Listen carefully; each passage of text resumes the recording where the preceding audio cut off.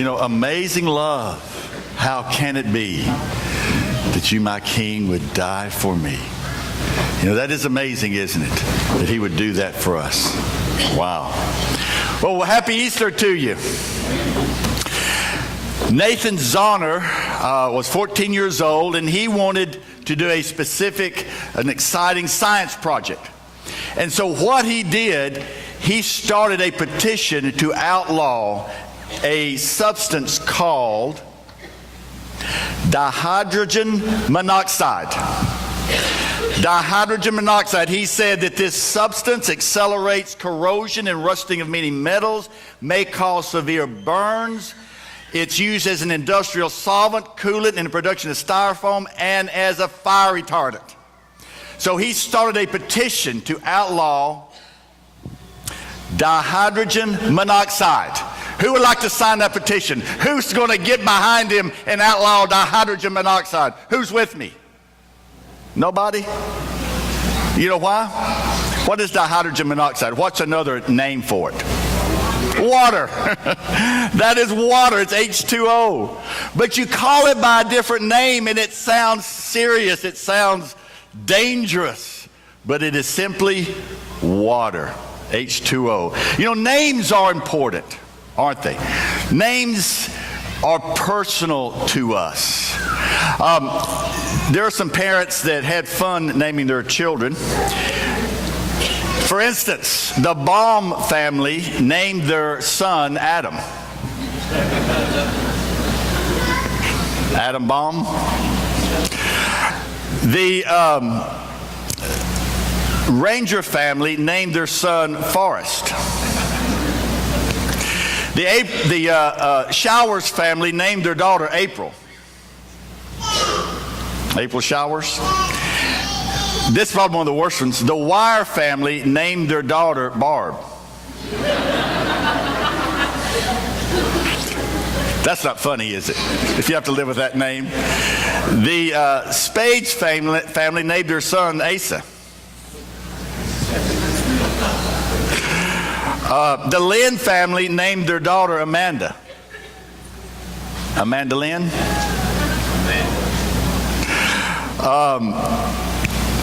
The Bacon family named their son Chris P.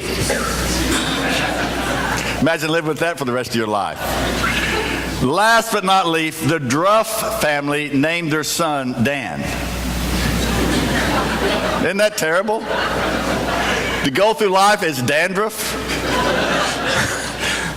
What's your name? Dandruff? That would be bad. But names are important because they're personal. They're part of who we are. They identify us. A father was driving with his little 3-year-old boy and just kind of talking to him. And he said, "Son, can you name everyone in the car?" And so he named everybody in the car, the names of everybody. And he said, "Oh, you forgot one person in the car.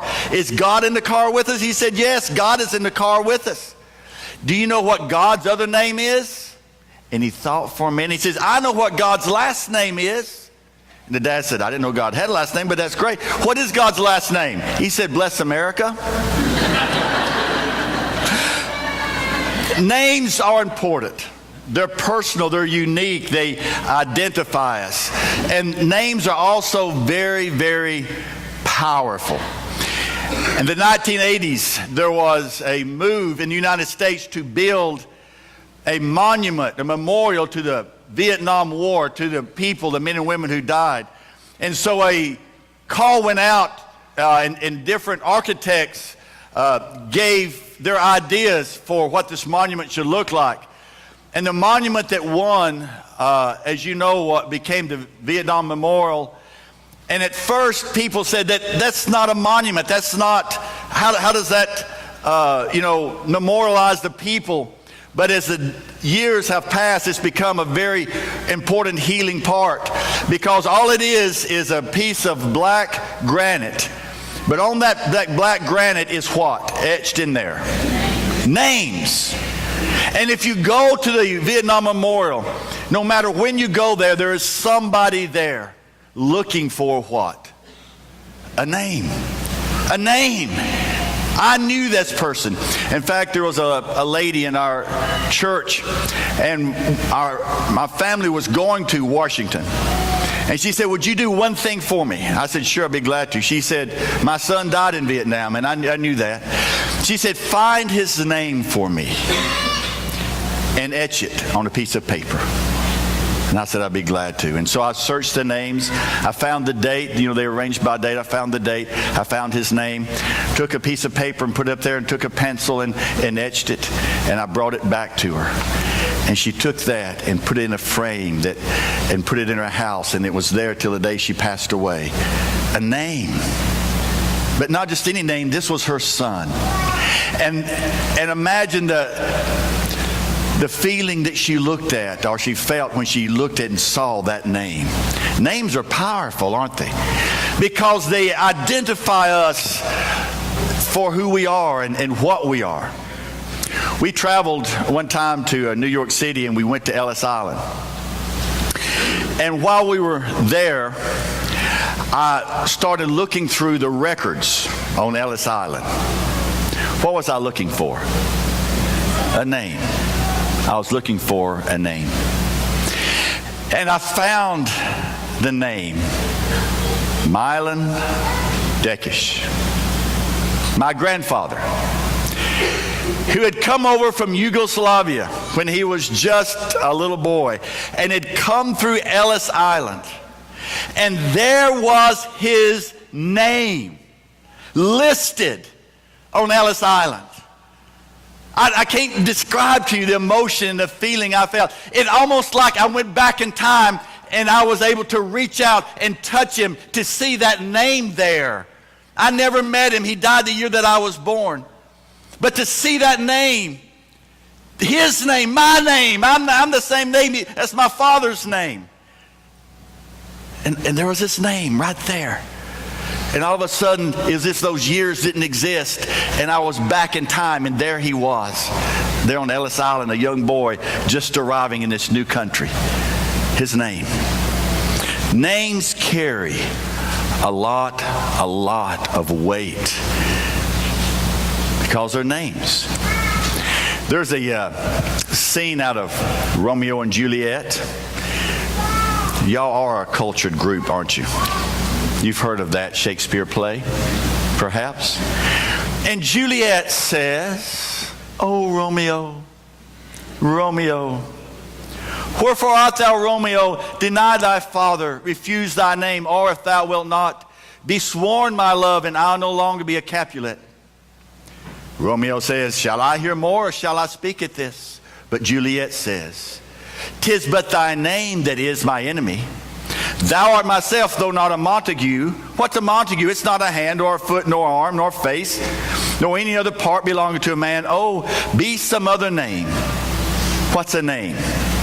And comes that famous phrase you all know, "That which we call a rose, by any other name would smell as sweet." In other words, whatever the name you call it, it is what it is.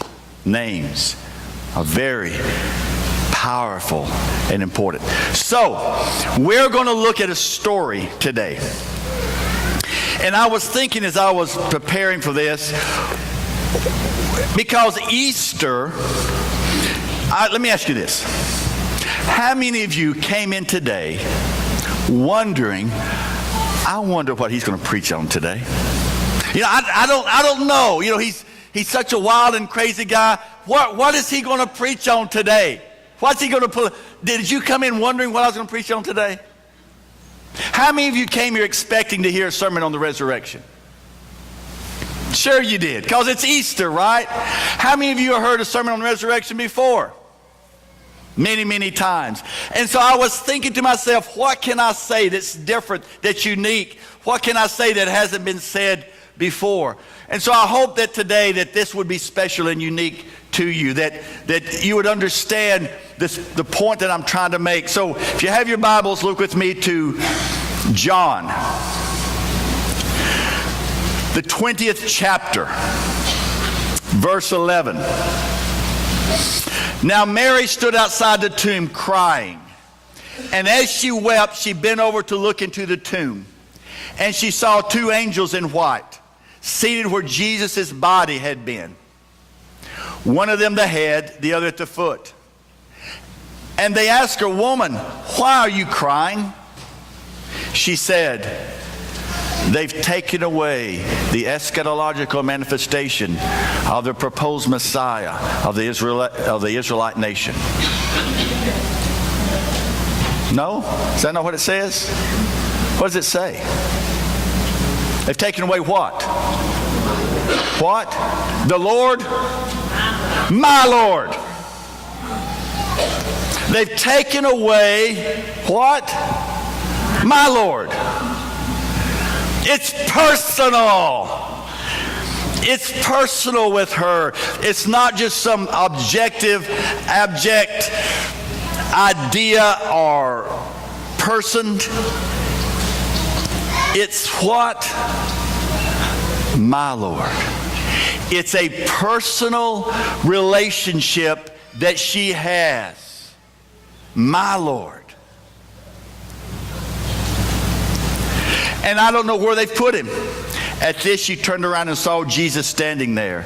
But for some reason, she did not recognize him. And I find that strange because she knew Christ. She knew him very well. She had seen him.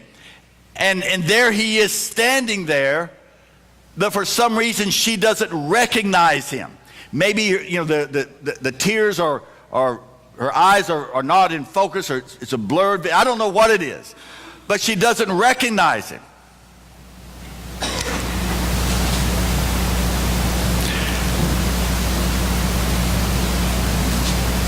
Verse 15. He asked her, "Woman, why are you crying? Who is it you're looking for?" Now, even after he speaks, she doesn't recognize him, right?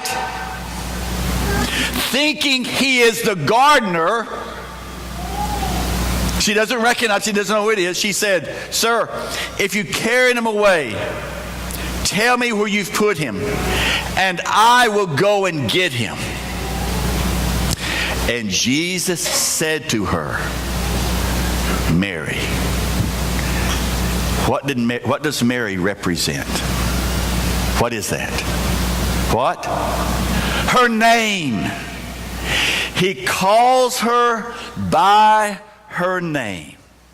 And when he does, she recognizes him. She turned towards him and cried out in Aramaic, "Rabboni," which means teacher. Then she said, and the Bible doesn't tell us everything, but I could imagine her recognizing that this is Jesus, her Lord, that she is searching for. She thought that maybe they had carried the body away, and here she is alive. What do you think she did when she recognized this as him? What did she do? Huh? What did she do? Do you think that she went to him and wrapped her arms around him? You think she hugged him? Do you think she knelt it? Because he says, "Oh, wait a minute, don't hold on to me.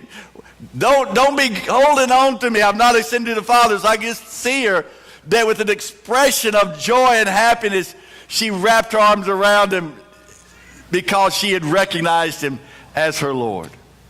The point is this: it's personal. Jesus knows your name. He knows your name. There are several people here today. And I have to apologize, I don't know everyone's name. I wish I did, but I don't. And you may take offense at that well, you should recognize me. I was here 10 years ago, or whatever.